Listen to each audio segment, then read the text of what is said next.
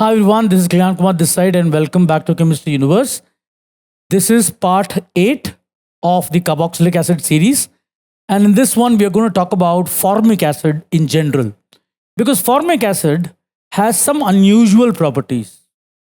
And these properties are not in alignment with most of the carboxylic acids. I mean, it does behave as carboxylic acids, but it has some unusual behavior also. So, which is why we're going to look at the abnormal behavior of formic acid. So, let's get on with the video.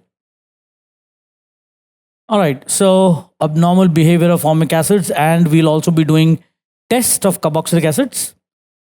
Now, the abnormal behavior of formic acid is due to its ease of getting oxidized. In fact, one of the main reasons why formic acid behaves a little weird is because of the fact that this carboxyl carbon is attached to a H rather than a R.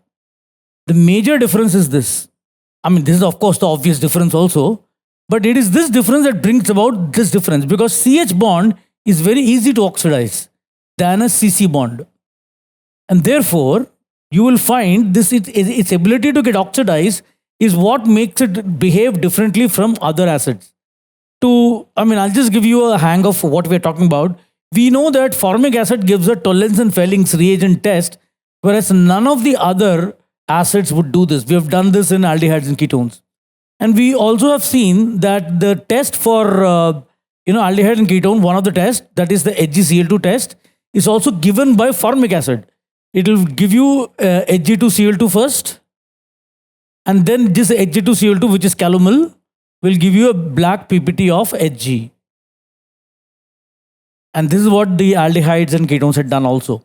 So here is a list of various reactions that formic acid does different from any other acid. And I'm taking acetic acid as an example. For example, if you look at the first one, the test, you see it gives you the Tollens test. Silver mirror it gives, there is no reaction for acetic acid.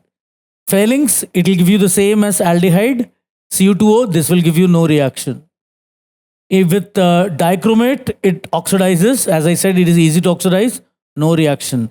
When you decarboxylate it, the formic acid becomes Na2CO3 and H2. Whereas when you do decarboxylation of this, is a typical decarboxylation.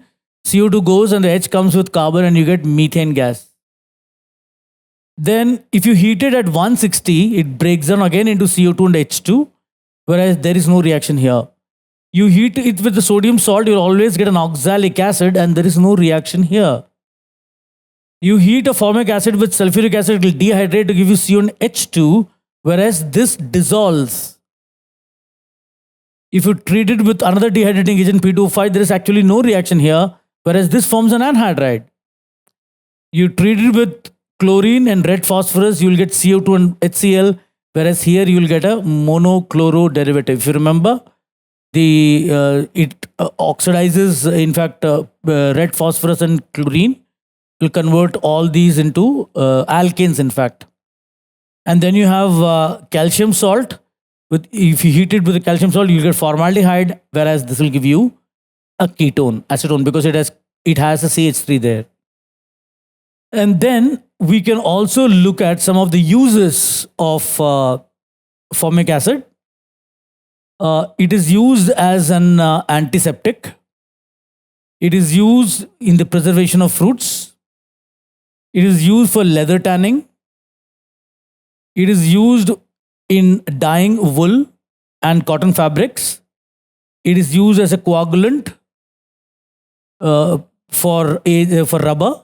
And it is also used for hydrogenation of oil, where you have unsaturated oils converted to saturated fats with nickel formate. Whereas if you look at acetic acid, well, it can be used as vinegar. It is used in medicines. It is used for binding dyes on fabrics. You must remember all of them. Used as a coagulant again. In the manufacturing of dyes and perfumes. And also as a solvent and a reagent. So these are very important to remember because you can be asked any one of these as a, basically knowledge-based question. There is no logic to this. And then we have the test for carboxylic acids. And one of the very common tests is the liberation of sodium, H2 with sodium, which every acid gives. Anything which is acidic will give you this. Obviously turns blue litmus red. That's the behavior of an acid.